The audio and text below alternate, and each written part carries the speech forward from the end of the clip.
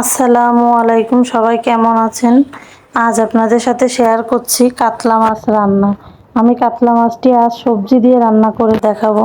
শীতকালে নতুন নতুন সবজি উঠলে সবজি দিয়ে মাছের তরকারি খেতে কিন্তু খুবই দারুণ লাগে। আমি যে উপকরণগুলো নিয়েছি আমি একবার দেখিয়ে দিলাম, রান্নার সময় বলে দেওয়া হবে। এখন চলে যাচ্ছি মাছগুলো ভেজে নিতে। তার জন্য লবণ হলুদ দিয়ে মাখিয়ে নিতে হবে। আমি 1 চামচ পরিমাণ করে দিয়েছি।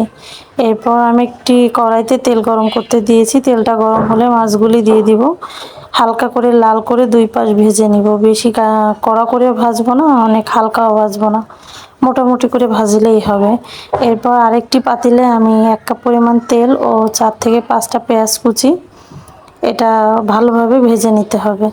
এটা অনেক বেশি করে ভাজা লাগবে না, জাস্ট 3-4-5 মিনিট ভাজলেই হবে।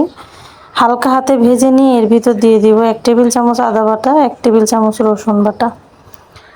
এরপর এটা যাতে পুড়ে না যায় আমি একটু 1-2 মিনিট নাড়াচাড়া দিয়ে এর ভিতর সামান্য পরিমাণে পানি দিয়ে দিব, যাতে মশলাটা পুড়ে না যায়। পুড়ে গেলে মশলাটা তরকারিটা আসলে খেতে ভালো লাগে না।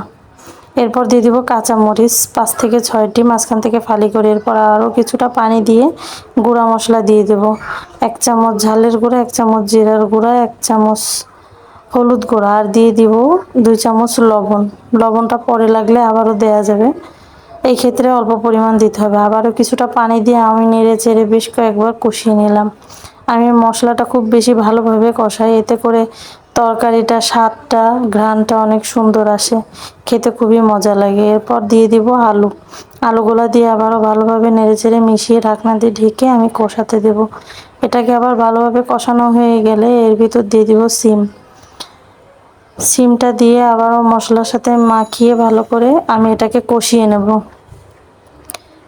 ঢাকনা দিয়ে ঢেকে কষিয়ে নেব, মাঝে মাঝে নেড়ে চেড়ে দেবো যাতে নিচে থেকে লেগে না যায়, পুড়ে না যায়। এটা কষানো হয়ে গেলে আমি এর ভিতর পরিমাপ মতো ঝোলের পানি দেবো। আপনারা যেভাবে ঝোলটা রাখতে চান সেই পরিমাপ দিবেন। সবজিতে পানিটা কিন্তু বেশি টানে না, আর টানাতে গেলে সবজির কালারটা নষ্ট হয়ে যায়, সবজিটা খেতেও ভালো লাগে না, দেখতেও ভালো লাগে না। এই জন্য চেষ্টা করবেন অল্প পরিমাণে পানি দিতে, যেহেতু আমাদের সব কিছু আগে থেকে কষিয়ে ভালো করে সিদ্ধ করা। আমি অল্প পরিমাণে পানি দিয়ে এরপরে এর ভিতর মাছগুলি দিয়ে বলক উঠে গেলে এর ভিতর দিয়ে দিব ধনেপাতা কুচি দিয়ে দিব। ধনেপাতাটা দিলে শীতকালীন সবজিতে বেশ তরকারিটা জমে যায়, মানে খেতে খুবই দারুণ লাগে। এই যে আমি যতটুকু ঝোল রাখা ততটুকু রেখে দিয়েছি। এখন আমার রান্না শেষ। আল্লাহ হাফেজ, ভালো।